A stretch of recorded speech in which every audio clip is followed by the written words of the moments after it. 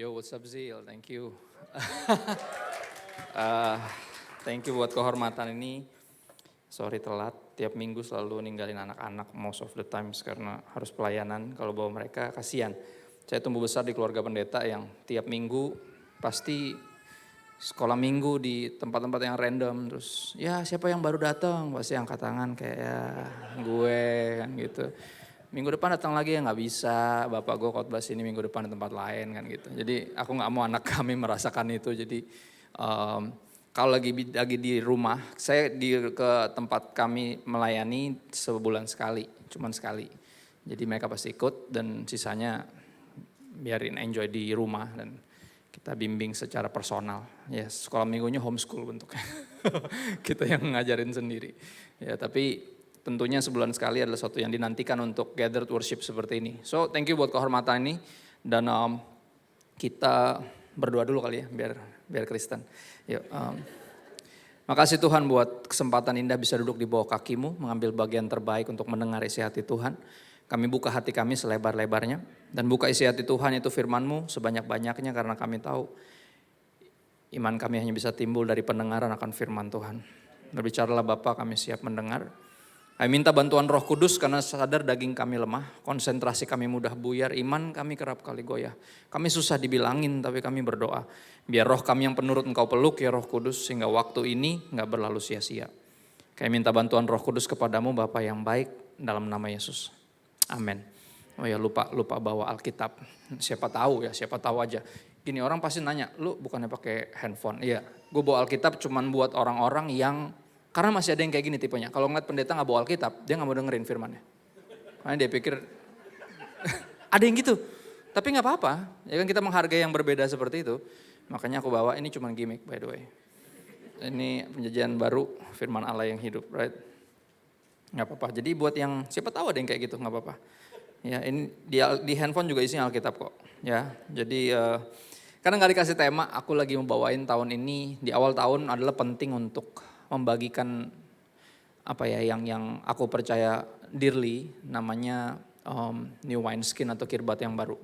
Ya aku percaya banyak hal yang baru yang Tuhan rindu kerjakan di dalam kita dan juga melalui kita. Tapi yang menghalangi itu kita sendiri.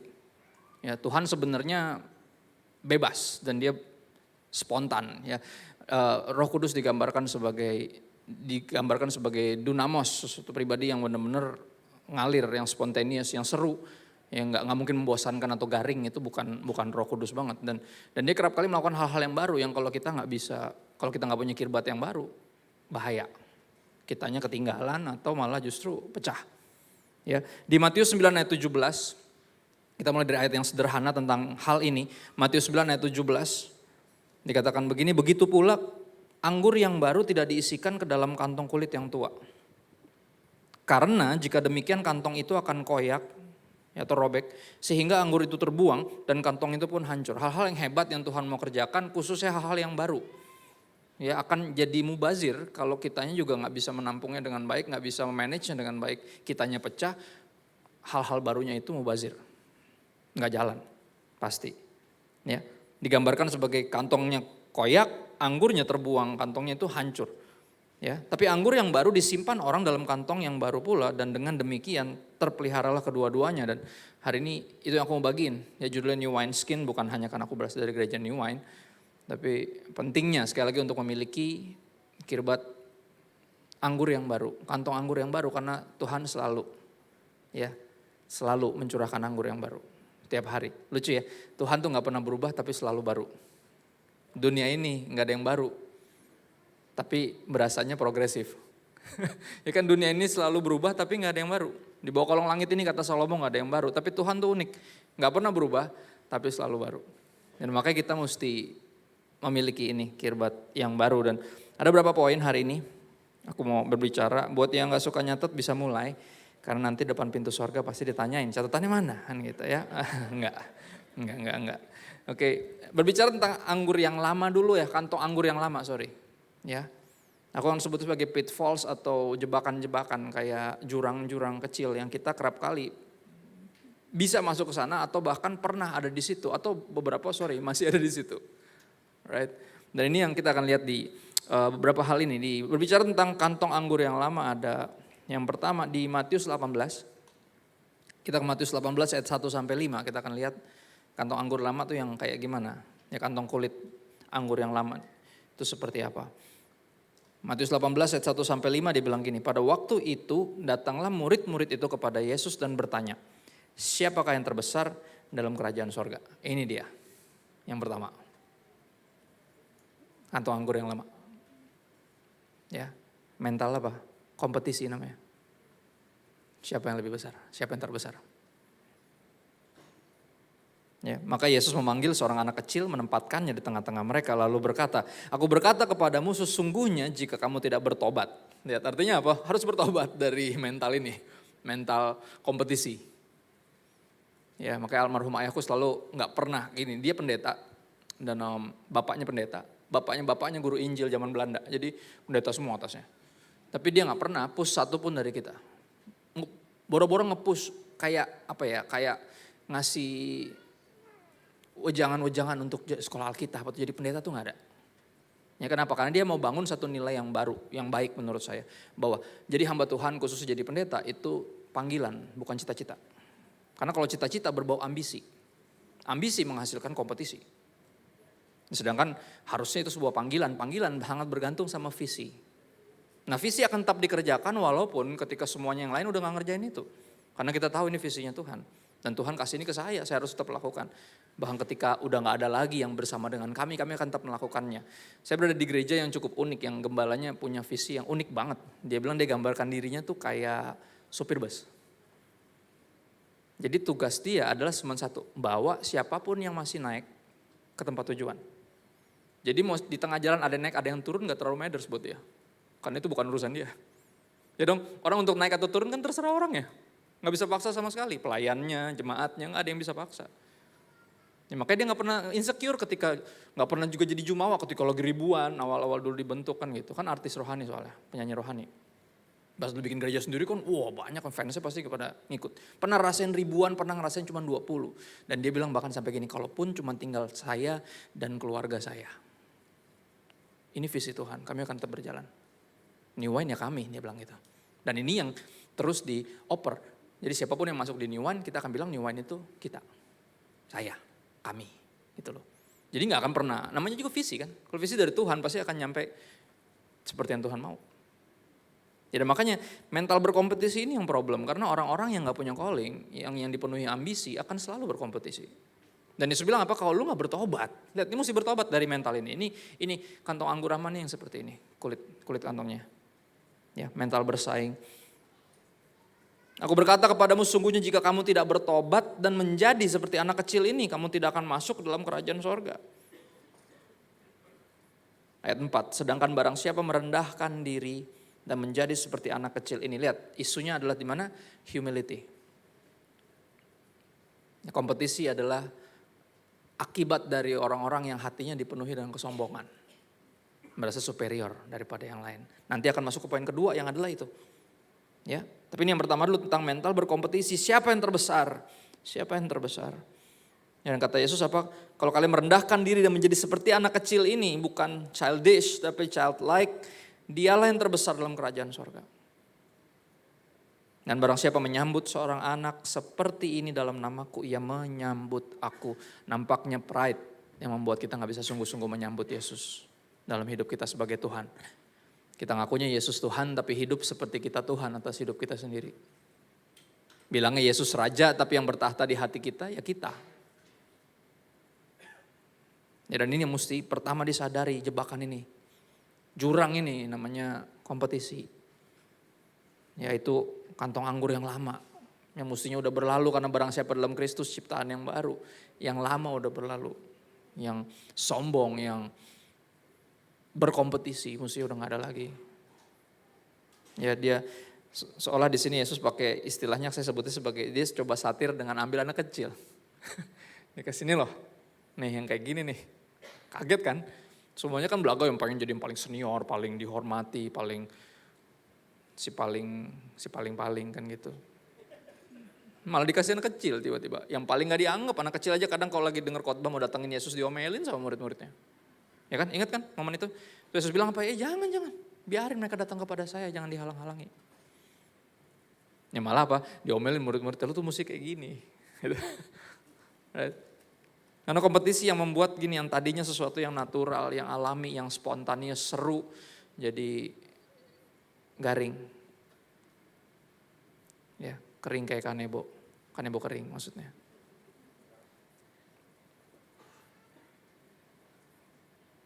Galatia 5 masih di kompetisi. Kecenderungan berkompetisi siapa yang terbesar. Galatia 5 ayat 19 sampai 26 dikatakan demikian tentang perbuatan daging. Ya, telah nyata yaitu percabulan, kecemaran, hawa nafsu, penyembahan berhala, sihir. Perhatiin kata-kata ini, perseteruan, perselisihan, iri hati, itu dia yang terjadi. Itu yang bikin kita berkompetisi. Dan semuanya itu perbuatan daging, ya, amarah. Garisin kata-kata ini, kepentingan diri sendiri, lihat tuh. Percideraan, roh pemecah, kedengkian, kemabukan, pesta pora dan sebagainya. Semua tuh hal-hal yang ada di dalam mental berkompetisi. Siapa yang terbesar? Berseteru, berselisih, iri hati, egois, sama dengki. Ya, terhadap semuanya itu kuperingatkan kamu seperti yang telah kubuat dahulu. Jadi ini sesuatu yang diulang-ulang sama Rasul Paulus. Gue udah pernah ngasih tahu hati-hati. Sekarang gue kasih tahu lagi. Just in case lu lupa. Atau belaga lupa. Atau belaga gila gitu. Lebih parah lagi kadang. Atau emang gila beneran, nggak ngerti juga. Bisa jadi. Ya kan orang dipenuhi dengan iri hati, bisa jadi seperti orang yang mengerikan. Ya kemarin tahun lalu kita digemparkan dengan kasus pendeta bunuh teman pelayanannya sendiri. Bestinya dibunuh, besti. Gile nggak tuh? Gerejanya dekat sini, ya kan? Di situ. Kaget nggak? Kaget lah. Yang lebih kaget lagi adalah apa? Itu teman baiknya bukan cuma dia, tapi juga istrinya, besti. Ada wifi-wifinya. Makanya dia nggak nyangka dibunuh, orang bikin podcast, nggak nyangka. Dibunuh cuma gara-gara apa? Mereka foto sama orang yang orang ini nggak suka. Pendeta loh. Ngeri kan? Artinya nggak ada yang kebal. Ya nggak ada yang bisa, oh ya wajar lah kalau jemaat, nggak wajar. Nggak ada yang wajar, semuanya bisa kena. Kalau dipenuhi iri itu yang terjadi. Kepahitan itu yang terjadi, orang jadi monster, ngebayangin aja enek. Kayak nonton film-film psycho killer tuh gak, yang ada fotonya terus dicoret satu. Ketawa-ketawa terus coba lagi cari. Itu baru 1 dari 3. Dia mau bunuh sendiri kenapa? Karena bokeh. Kalau pakai pembunuh bayaran mahal biayanya. Ya gue bunuh sendiri aja lah, pendeta. Gak habis pikir, tapi itu yang terjadi ketika kita membiarkan perbuatan daging terus bercokol di hati kita. Hal-hal yang menurut dunia wajar, tapi kita tahu gak benar. Ini di bagian kita pelayan Rasul Paulus kepada surat di jemaat yang lain, suruh apa? Buang segala iri hati, kebencian, amarah, buang. Ya jiwa kita rusak karena kita menyimpan, hati kita menyimpan yang Tuhan suruh buang. Bisa jadi monster lama-lama. Yang lebih miris lagi apa?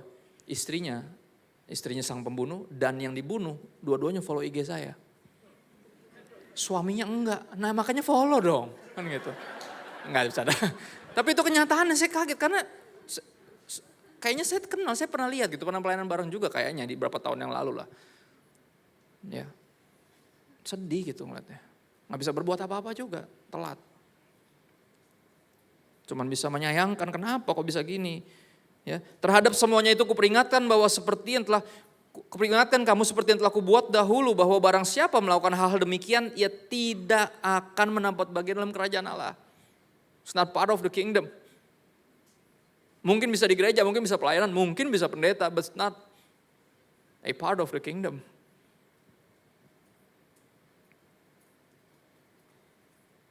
Tetapi lawannya adalah buah roh, ialah, buah roh ialah cuma 1 sebenarnya, tapi ada 9 rasa. Ya, jadi sekolah minggu zaman dulu kita biasa disesatkan. Jadi ada 9 buah roh. Kasih itu apel, ya kan? Sukacita itu anggur. Kata siapa? Nggak ada, itu cuma 1 buah 9 rasa. Kalau mau dipakai anggur aja, biji-bijinya baru dikasih namanya. Kasih, kesabaran, gitu, sukacita. Siapa yang pernah gitu belajar buahnya beda-beda? Udah gede jadi susah ngeleteknya karena udah keburu ketempel bener dari kecil. Enggak, ini satu buah 9 rasa gini, semakin matang buahnya, rasanya makin lengkap, itu idenya. Yang pernah beli buah ngerti pasti. Kelihatannya matang, pasti cobain, aduh masih sepet. Ya kan? Udah mulai manis sih tapi di ujungnya pas abis makan ada aftertaste-nya masih suka lengket-lengket di langit-langit. Berarti ini kurang matang nih kan gitu. Semakin matang semakin lengkap rasanya dan itu yang terjadi. Ya, berkaitan dengan buah roh. Buah roh ialah apa? Kasih, sukacita, damai sejahtera, kesabaran, kemurahan, kebaikan, kesetiaan, kelemah lembutan, penguasaan diri. Tidak ada hukum yang menentang hal-hal itu. Lihat, rasa paling matang dari buah roh, penguasaan diri. Karena hanya penguasaan diri yang memampukan kita untuk gak punya mental berkompetisi. Karena daging ini punya kecenderungan itu. Dunia ini mengipas kita untuk hal itu, justru mengajar kita untuk berkompetisi. Life is a race katanya. Ya. Barang siapa menjadi milik Kristus Yesus, ia telah menyalibkan daging dengan segala hawa nafsu dan keinginannya. Yang pertama tadi perbuatan daging itu mestinya udah disalibkan.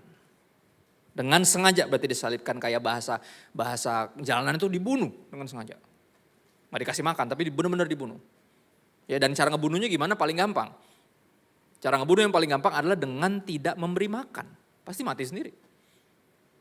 Ya dong, orang bertanya gimana Pak tapi caranya? Ya sederhana, jangan dikasih makan egonya. Jangan dikasih makan. Iri hatinya jangan dikasih makan, jangan dipelihara malah. Kalau kata orang dulu tuh kan iri dipelihara kan gitu. Bodok dipelihara kan suka gitu, orang dulu kan suka ngomong gitu. Bener, idenya tuh itu, dipelihara. Jangan dikasih makan pasti mati kok. Ya. Bahasa Alkitab itu disalibkan. Jikalau kita hidup oleh roh, baiklah hidup kita juga dipimpin oleh roh. Dan menarik, ujungnya agak kayak gak nyambung tapi sebenarnya sangat nyambung. Dan janganlah kita gila hormat.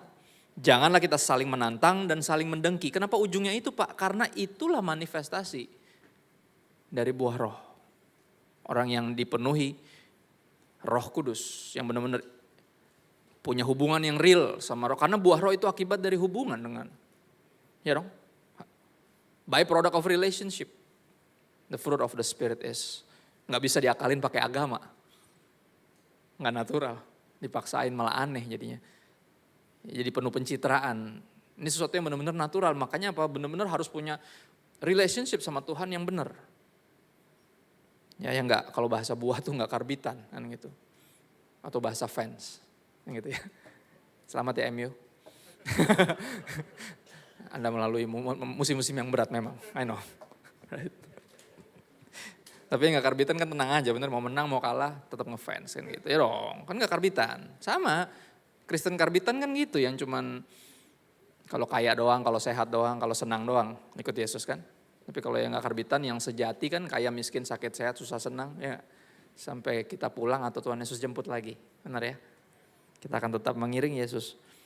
Ditutup dengan janganlah kita gila hormat, janganlah kita saling menantang dan saling mendengki. Karena ini yang terjadi dari mereka yang dipenuhi dengan hawa nafsu. Yang memberi makan dagingnya pasti akan apa? Gila hormat.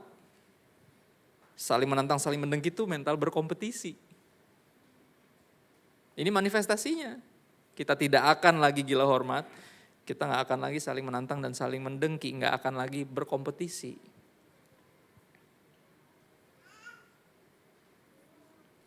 Yang kedua, kita masuk ke yang kedua, yang disebut dengan kirbat.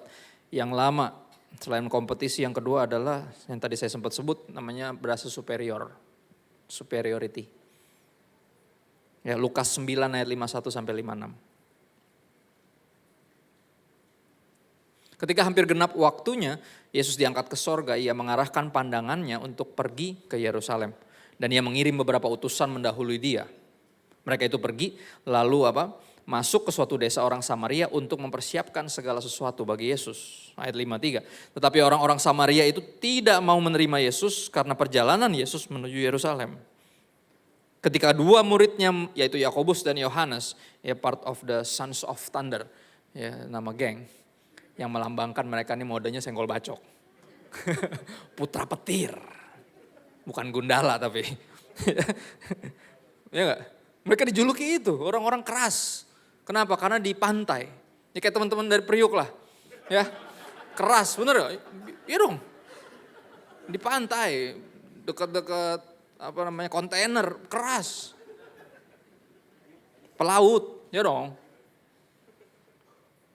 Lihat, mereka ngapain? Melihat hal itu mereka berkata, lihat, sewot langsung. Tuhan, apakah engkau mau supaya kami menyuruh api turun dari langit dan binasakan mereka? Wah, gak mau percaya, macam-macam deh. Kita turunin hujan api dari langit gimana ya? Gitu. Wah kacau. Kayaknya keren kan pun udah dikasih. Oh kayaknya front pembela Kristus kan gitu.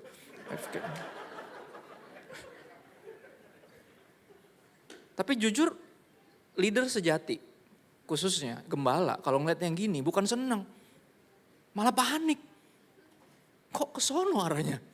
Ya, kalau bahasa anak sekarang tuh gak gitu konsepnya ya. Ayat 55 coba lihat. Bukan dipuji sama Yesus, diomelin. Akan tapi ia berpaling dan menegur mereka. Lalu mereka pergi ke desa yang lain, bukan gitu konsepnya kata Yesus. Itu omelannya, gak dicatat. Biar kita kebayang sendiri diomelinnya kayak apa. Kok kesono arahnya? Gak ke situ. Ya kalian ini mesti ciptaan yang baru, bukan yang kayak dulu lagi. Yang mental itu berasa superior, merasa lebih benar. Kayak gak pada percaya kita turunin hujan api belerang dari langit gimana. Kayak zaman Sodom Gomora. Kayak zamannya Nabi Elia.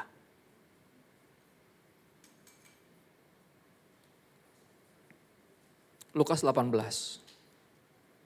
Ayat 9 sampai 14. Dan gini, ini jujur, ini yang saya sebut pitfalls. Kenapa? Karena kita gak menyadarinya. Ya, berasa si paling benar sendiri. Dan akhirnya apa? Berpikir kita punya hak untuk jadi kasar. Being right doesn't mean you have right to be rude. Benar bukan berarti lu punya hak buat kasar. Kita belajar dari debat-debat kusir di kolom-kolom komen di YouTube kan. Di forum-forum debat Kristen. Katanya. Ya kan? Bacanya juga malu, jawabannya bagus. Tapi mannernya itu loh. Kebayang kalau itu live, buset, berantem masih. Ntar dulu Pak, Bapak dengerin saya dulu, ntar dulu Pak. Ya elah ini kayak nontonin apa. Cara Kristen itu loh. Ya, Lukas 18 ayat 9 sampai 14. Kayak rapat-rapat sinode gitulah. Enggak sih, sinode ini lain kalau dia. Enggak di sini enggak. Aman, Abalef aman lah.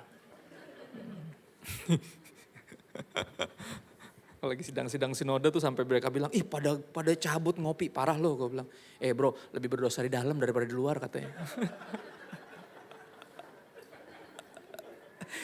Inside jokes. Nah, it is not a joke, jokes was on me. It's true, sad but true. Harus bertobat, amin. Lukas 18 ayat 9 sampai 14 dia bilang gini. Dan kepada beberapa orang yang menganggap dirinya benar, superior. Menganggap dirinya si paling benar. Dan memandang rendah semua orang lain, Yesus mengatakan perumpamaan ini. Ada dua orang pergi ke bait Allah untuk berdoa. Yang seorang adalah Farisi, yang lain pemungut cukai. Kontras, satunya suci, yang lainnya penuh dosa. Gitu. Kamu suci, aku penuh dosa. Gitu, ya. Kamu nyuci, aku penuh busa. Loh, kenapa yang nyuci dia, kenapa yang penuh busa kita? Ya. Orang Farisi itu berdiri dan berdoa dalam hatinya begini, lihat. Dia berdoa, rohani banget.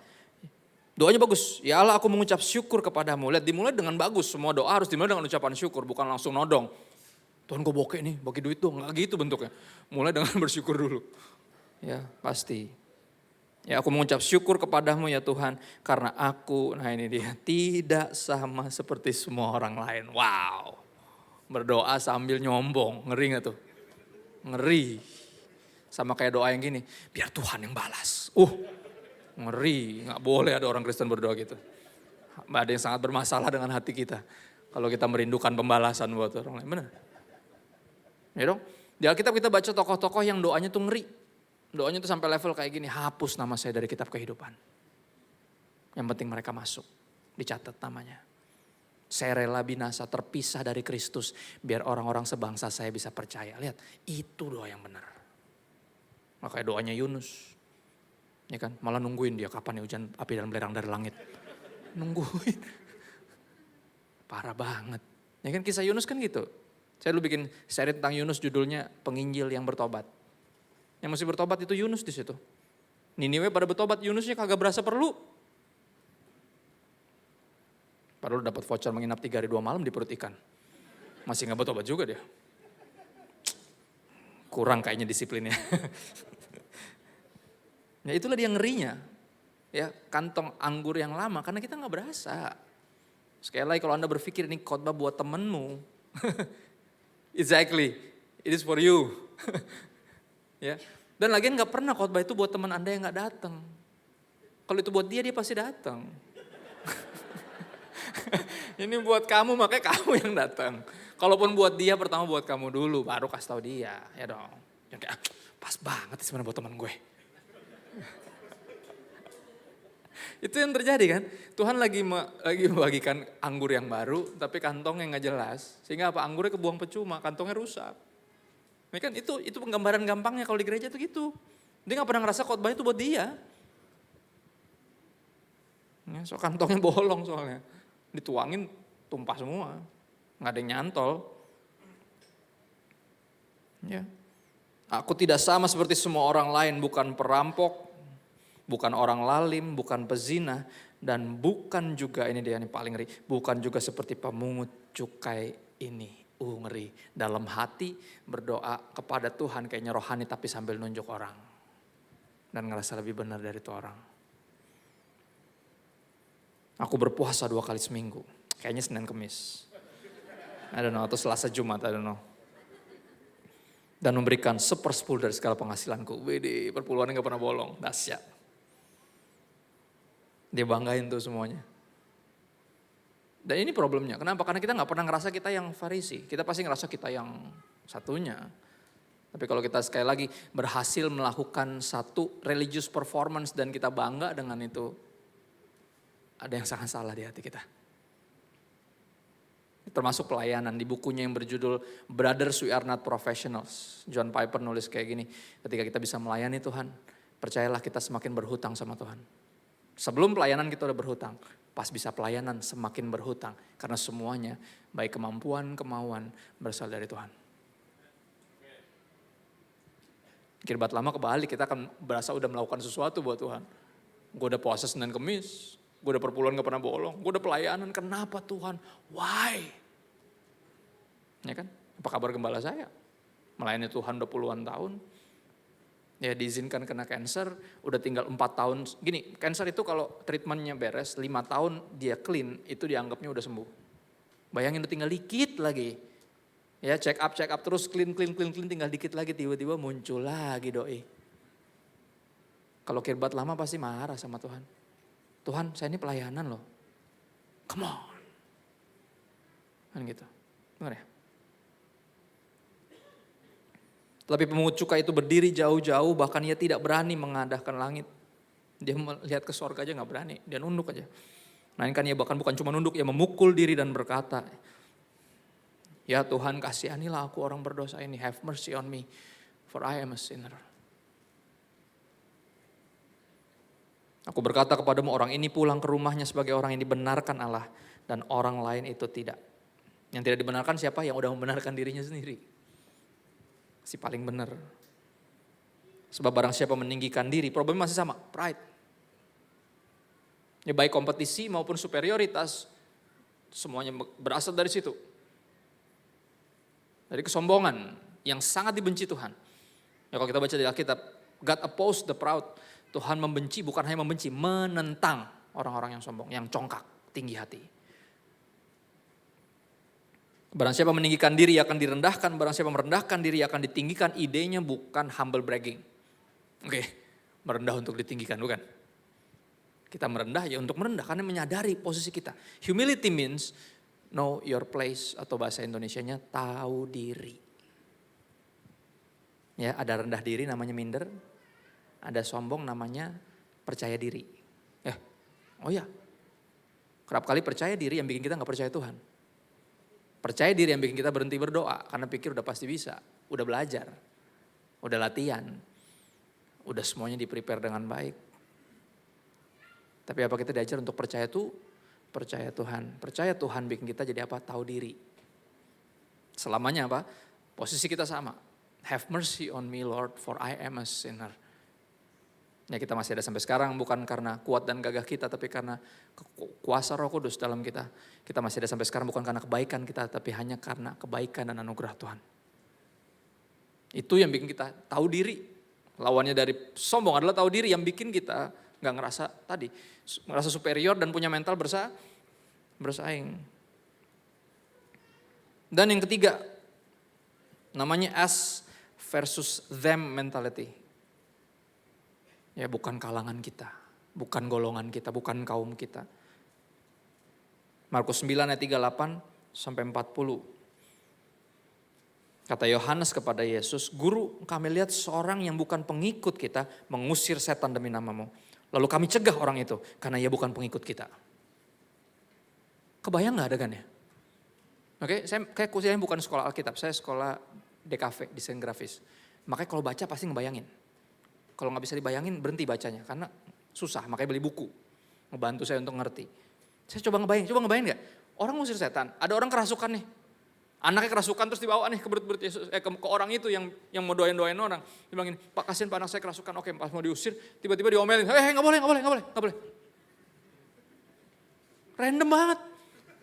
Lagi doain, gak boleh diomelin sama, gak boleh. Gak boleh pakai nama-nama guru gua. Gitu. Lu bukan dari kalangan kita, lu bukan muridnya. Gak boleh. Kasihan orang tua yang lagi bawa anaknya kerasukan dong. "Pak, bisa nanti aja gak Pak? Anak saya kerasukan nih, yang bener aja loh." Nggak dibilang mereka doain, nggak. Mereka bilang mereka cuma ngomel. Kita ngelihat yang bukan muridmu mengusir setan dalam namamu. Kami larang mereka. Kami cegah. Mending dilarang, dicegah. Lagi semangat mau doain, "Iya Pak, mana yang kerasukan?" Tiba-tiba, nggak boleh, dicegah. Bayangin jadi orang tuanya, "Mas bisa nanti aja nggak resenya?" Maksudnya, anak saya nih loh. Karena apa? Karena ia bukan pengikut kita. Tapi kata Yesus apa? Digambrengin lagi, diomelin lagi. "Jangan kamu cegah dia, gimana sih lo?" Kan gitu. Kita ngebayanginnya juga kayak yang bener aja. Ya.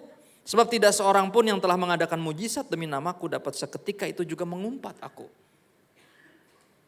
Barang siapa tidak melawan kita, ia ada di pihak kita. Jadi dalam banyak hal kita sekali lagi walaupun gak sepaham. Walaupun kayaknya beda doktrin. Kan gitu. Ya kan, walaupun kayak beda pendekatan teologis atau apapun itu, sekali lagi kalau mereka lagi melakukan hal yang benar dan baik yang kita tahu gak bertentangan sama firman Tuhan, jangan dilarang. Ya. Efesus 6 ayat 12 ingetin kita, Rasul Paulus ingetin pada jemaat di Efesus tapi juga ingetin kita. Mengingatkan bahwa perjuangan kita bukan melawan darah dan daging. Jadi mestinya gak berkompetisi, gak ngerasa superior dan juga gak punya us versus them mentality. Harusnya gak kayak gitu. Ya, bukan melawan darah dan daging, bukan melawan sesama manusia berarti. Tetapi apa? Melawan pemerintah-pemerintah, melawan penguasa-penguasa, penghulu-penghulu dunia yang gelap ini melawan siapa? Roh-roh jahat di udara. Ya makanya sekali lagi ini semua nih mental-mental ini nih. Si kantong anggur yang lama nih mesti nyingkir semuanya. Yang di drive sekali lagi oleh apa? Pride. Semakin dekat sama Tuhan makin tahu diri. Kalau saudara baca Rasul Paulus lebih parah, rasanya secara rohani dia makin minder. Pernah baca gak apa yang dia bilang tentang dirinya? Kesimpulannya setelah berapa tahun dia bertobat makin tua dia pelayanan dia makin minder. Di antara para rasul dia bilang gini, "Gue gak layak disebut rasul. Karena gue dulu penganiaya jemaat." Di satu sisi tuh berapa tahun setelah pelayanannya dia punya kesimpulan itu. Di antara para rasul saya paling gak layak disebut rasul. Padahal pelayanannya dahsyat. Tapi dia semakin tahu diri. Saya gak layak sebenarnya. Jauh dari layak. Saya di puji Tuhan kita juga gak ada yang layak. Tapi dilayakan. Gak ada satupun yang layak. Ya. Terus berikutnya apa? Makin lama makin minder. Ya, bukan hanya di antara para rasul saya paling gak layak disebut rasul. Tapi di antara para pendosa saya yang paling berdosa. Lihat, itu menjelang akhir hidupnya. Makin tua, makin senior dia makin tahu diri. Kelihatannya kayak makin minder kalau menurut dunia ya. Tapi enggak, menurut firman Tuhan itu yang benar. Ya kita lebih berdosa daripada yang kita sadari. Tapi kita lebih dikasihi dari yang kita berani percaya. In Jesus. Itu yang terjadi. Ya makanya teologi mestinya apa? Bukan memperbesar kepala. Jadi makin songong. Songong bahasa Betawi, sombong. Tapi apa mesti memperbesar hati. Sehingga lebih tahu diri. Ya rendah hati, lebih bisa peduli, lebih bisa mengerti, lebih bisa bantuin, ngalah, mengampuni.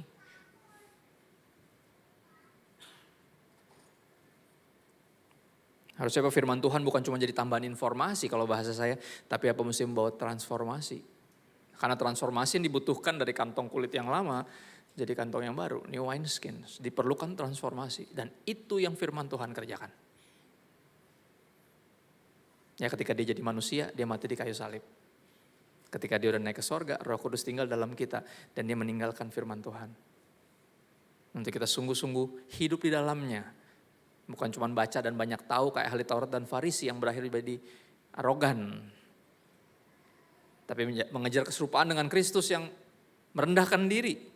Ya, Yohanes 13, this is new wineskin, ini kirbat yang baru. What it looks like Jesus, exactly looks like Jesus. Bukan cuma jenggotan kayak saya, bukan. Ya, Bapak enak bisa nemuin jenggot, bukan itu konsepnya nggak gitu. Ini bukan tentang tampilan yang di luar. Ya, Yohanes 13 ayat 12 sampai 17 beberapa ayat terakhir, ada sukacita? Soalnya terakhir, ya kan? Soalnya saya sadari di konser itu, konser rohani maupun konser sekuler, kata yang terakhir tuh paling gak disukain. Ya, Anda dapat tiket Westlife? Saya gak kebagian yang murah. Sisa yang mahal doang, enggak lah, gak terus ngefans banget. Cuman zaman dulu sering denger lagu-lagunya. Gitu, tadinya mau sok-sokan nostalgia maksudnya. Cuma mahal banget tiketnya, udah pasang di YouTube aja. Pelit. Ya, selera musik saya berbeda soalnya saudara. Ya ini saya pelajari di konser sekuler maupun rohani, kata yang terakhir tuh paling dihindari. Jadi siapapun yang ngomong ini lagu terakhir pasti langsung no jangan. Semuanya rusuh demo. Bahkan udah turun aja di demo suruh naik lagi. We want more. Cuman di kebaktian doang yang seneng. Kalau ada yang bilang yang terakhir, bener? Ketawa. Yohanes 13 ayat 12 sampai 17. Dibilang gini, sesudah ia membasuh kaki mereka, Yesus. Bayangin, ini adegannya kapan? Persis, karena gini murid-murid itu hampir selalu ke gap. Lagi ngapain? Siapa yang terbesar di antara kita? Siapa yang terbesar? Lagi adu si paling. Sering banget. Pernah ada momen bahkan kalau kita baca ya, Yesus sampai nanya, kalian lagi ngapain sih? Enggak, gitu gak mau ngaku. Padahal ke gap lagi pada gitu, lagi adu. Siapa yang lebih hebat di antara kita? Dan ini momen yang sama. Mereka kembali lagi, karena itu mental daging mereka. Terus siapa yang terbesar di antara kita? Sampai ada yang bawa emaknya kadang. Pernah ada yang bilang gitu. Emaknya datang kepada Yesus, nah, guru, nanti anak saya boleh gak kalau nanti engkau duduk di tahta, anak saya di sebelahnya. Langsung yang lain kayak, ya mainnya emaknya gak curang loh kan gitu. Bukan dia doang yang gesrek, emaknya dibawa gesrek sama dia. Ini lagi, kembali ke gap lagi, bayangin lagi semuanya lagi sombongnya lagi berasa yang paling, lagi berasa siapa yang terbesar lagi, aduh siapa yang paling hebat, siapa yang paling rohani, siapa yang paling diurapi kan gitu. Tiba-tiba Yesus ngapain? Buka jubahnya. Ya, ambil handuk, diiketi pinggangnya terus dia ngambil baskom isi air, cuci kaki. Kebayang gak malunya jadi murid-murid? Kebayang gak? Ya kita lagi tengil-tengilnya ya kan, berasa jadi pendeta diundang ya kan. Lagian datang-datang siapa suruh dikalung-kalungin bunga, udah kayak artis dangdut ya kan. Ya lu juga yang bikin kita jadi sombong kan gitu. Nggak usah lah, lebay banget kan, kayak apa sih kan gitu, kadang juga gitu. Tapi ya udahlah ya. Jaga hatinya jadi makin susah kan. Gara-gara sambutan yang berlebihan seperti itu, bener gak? Ya nggak ada yang salah sih dari menghargai, cuman kadang juga terlalu over saya sebutnya. Nah akhirnya apa itu yang terjadi? Lagi songong-songongnya tiba-tiba apa? Gembalanya datang dan melayani dan kagetnya itu tuh gembalanya. Yang jemput, naik mobil, ngobrol-ngobrol. Dikirain sopir gereja, nggak tahu itu gembalanya. Padahal udah tengil banget sepanjang jalan, udah ngomongin pelayanan, udah kayak si paling hebat gitu. Padahal itu gembalanya. Yang adalah teman bapak gua kan gitu. Ini udah pasti pelayanan udah lebih, pengalaman lebih jauh lebih banyak. Sok-sokan kali. Jelas-jelas tentang pelayanan dan prinsip, konsep melayani dan segala macam. Itu gembalanya mas bro. Malu gak? Malu. Itu rasanya kayak gitu malunya. Lagi siapa yang terbesar tiba-tiba yang paling besar langsung bikin itu. Ambil cuci kakinya malu pasti. Tapi ada yang gak tau malu sih satu, Simon. Grogi dia kayaknya. Saking ke gapnya gitu. Padahal dia yang paling senior kan. Dia yang paling sering diomelin, artinya yang paling diharapkan untuk bisa ngayomin yang lain. Dan biasa si paling bener kan gitu. Parah banget lagi dicuci kaki dia bilang gini, boleh gak sekalian satu badan? Ngajak ribut nih orang. Dikasih hati minta ampla nih satu. Baca deh bener-bener dia bilang gitu. Boleh gak sekalian satu badan? Ini kok kurang ajar ya. Ya itulah, karena grogi. Orang grogi kadang suka gak tahu apa yang dia lakukan ya. Makanya kita berdoa aja Bapa, dia gak tahu apa yang dia berbuat kan gitu. Ya. Alih-alih kita kepahitan dia juga kagak tahu kan. Yang binasa akhirnya kita bukan dia kan gitu. Mendingan kita berdoa gitu aja, udahlah. Dia gak tahu yang dia lakukan, atau mungkin tahu ya udahlah tapi. Ya, dahlah hashtag kan gitu. Ya. Setelah membasuh kaki mereka, ia mengenakan pakaian dan kembali ke tempatnya. Lalu ia berkata kepada mereka, mengertikah kamu apa yang telah kuperbuat kepadamu? Kamu menyebut aku guru dan Tuhan, sebenarnya Lord di situ. Tapi apa mereka juga akan berangsur nanti akan memanggil Yesus bukan hanya Lord, Master, tapi juga Tuhan. Oh ya, Thomas makanya bilang gitu. Ketika dia disuruh cobloskan, dia bilang gitu kan, gue gak bakal percaya sampai gue masukin jari gue. Kata Yesus, silakan sok atuh, nih colok kan gitu. Gak jadi. Langsung berlutut apa? My Lord and my God. Dia bilang gitu. Tuanku dan Tuhanku. Tapi di sini Tuhan. Ya, kamu menyebut aku guru dan Tuhan artinya yang paling. Dan apa? Katamu itu tepat. Sebab memang akulah guru dan Tuhan. Ayat 14. Jadi jikalau aku membasuh kakimu, aku yang adalah Tuhan dan gurumu, aku yang paling, maka kamu pun apa? Wajib saling membasuh kakimu. Sebab aku telah memberikan suatu teladan kepada kamu supaya kamu juga berbuat sama seperti yang telah aku perbuat kepadamu. Ini dia. Kalau kita rindu punya kirbat yang baru, ikutin Yesus sungguh-sungguh. Follow Jesus closely. Ikutin seketat mungkin. Ya. Aku berkata kepadamu sesungguhnya seorang hamba tidak lebih tinggi daripada tuannya. Sebenarnya begitu. Ataupun utusan daripada dia yang mengutusnya. Tapi apa? Saya memberikan teladan yang berbeda. Anak manusia datang bukan untuk dilayani tapi untuk melayani. Ya semakin melayani kita harusnya semakin apa? Semakin rendah hati, bukan sebaliknya. Dan Yesus memberikan teladan itu. Jikalau kamu tahu semua ini maka berbahagialah kamu jika kamu apa? Melakukannya. Ada bagian yang harus kita lakukan. Ya, aku percaya semuanya all by grace, I know. Tapi ada bagian yang harus kita dengan sengaja lakukan. Apa? Serve. Serve one another. Di situ kita diingetin terus. Ya, dan di situ semua mental yang tadi tuh kompetisi, superioritas, ya, us versus them mentality semuanya kayak dibasuh, dicuci, dibersihkan, disingkirkan. Untuk tujuan itu Yesus taat, bahkan taat sampai mati di kayu salib. Matius 23 ayat 11, ayat penutup kita. Barang siapa terbesar di antara kamu, hendaklah ia menjadi pelayanmu. Ya, musisi boleh naik ke atas, boleh para pelayan Tuhan. Mainkan lagu sedih supaya saya terdengar lebih rohani. Saya punya 3 menit untuk nyanyiin salah satu lagu favorit saya dari gembala saya. Gembala saya yang lagi berjuang. Ya, besok ada live stream by the way. Kami dan teman-teman pelayan yang lain semuanya. Berbagai denominasi, berbagai pelayan Tuhan dari berbagai gereja. Besok mau bikin live stream untuk menggalang dana untuk pengobatan dari Om. Ya, karena sekali lagi cancer itu treatmentnya gak murah. Dan kita bukan si paling kaya dan punya segala sesuatu. No, hamba-hamba Tuhan sederhana. Besok kami bikin live stream dari sekitar jam 11 atau jam 12 siang sampai pokoknya makan siang sampai makan malam lah. Nanti ada linknya juga. Dan ini salah satu lagu yang memberkati saya. Dari sekian banyak lagu yang lain, banyak banget yang lain. Tapi ini salah satu yang Tuhan ingetin tadi ketika bicara tentang ketika kita melayani. Seperti Yesus membasuh kaki murid-murid dengan air. Dia sebenarnya lagi membersihkan kita ketika dia melayani kita. Ketika dia mati di kayu salib, dia lagi basuh kita, singkirkan semua itu.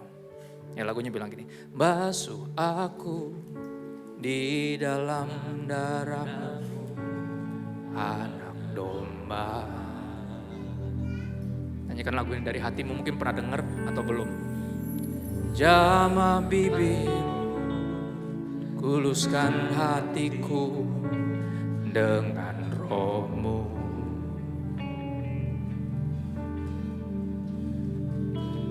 Ku rindu kemuliaan Tuhan lebih dari segala harta. Jadikan ku hamba berkenan kepadamu. Nyatakan kerinduanmu di awal tahun ini untuk punya kirbat yang baru. Lebih dari segalanya.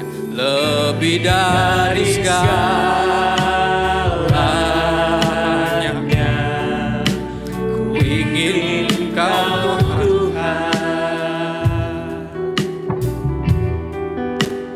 Mas perak dan permata tiada artinya. Nyatakan kerinduanmu. Ku ingin lebih dekat, bersekutu denganmu, jadikan ku hamba setia kepadamu. Ini kerinduan kami yang terbesar Tuhan, kami tahu. Hanya dengan melekat kepadamu, kami bisa punya kirbat yang baru. Ampuni kami jika kerap kali kami menuntut untuk Tuhan melakukan hal-hal yang hebat di dalam kami dan melalui kami, tapi kami gak melakukan bagian kami. Untuk sungguh-sungguh melayani sehingga hati kami dibersihkan terus. Dari mental berkompetisi, dari mental merasa superior yang paling benar, yang paling kudus, yang paling diurapi. Bahkan dari mental kami punya mental untuk berkubu, ngegeng, merasa ini us versus them mentality. Lord, cleanse us, sembuhkan kami, bersihkan kami, tahirkan kami. Kami rindu semua yang Kau siapkan, perbuatan-perbuatan baik yang telah Kau persiapkan sebelumnya, bisa kami hidupi sungguh-sungguh. Kami rindu anggur baru yang Tuhan selalu rindu untuk curahkan. Diri kami, hati kami, jiwa kami sanggup untuk menampungnya. By your grace, karena sejujurnya Kau dalam dari diri kami ini terlalu besar bagi kami. Terlalu besar panggilan-Mu, terlalu besar impian-Mu Tuhan. Dan gak akan bisa kami lakukan tanpa bantuan Roh-Mu. Dan kami bersyukur kami punya bantuan, kami punya penolong. Ubah kami dari dalam, bersihkan kami, basuh kami dalam darah-Mu. Ini permohonan kami yang utama dan satu-satunya di saat ini. Menghadapi tahun yang baru dengan semua tantangan baru yang mungkin belum pernah kami tahu. Tapi bersama dengan Tuhan yang sama, yang tidak pernah berubah, tapi yang selalu baru. Kami minta bantuan Roh Kudus untuk jadi pelaku firman, bukan pendengar saja. Bantu kami Tuhan melawan semua kecenderungan daging kami. Bantu kami. Kami minta bantuan Roh Kudus kepadamu Bapa yang baik. Dalam nama Yesus. Semua yang rindu memiliki new wine skin, kirbat anggur yang baru. Dalam nama Yesus semuanya berkata, amin. Thank you. Happy Sunday, God bless. Thank you.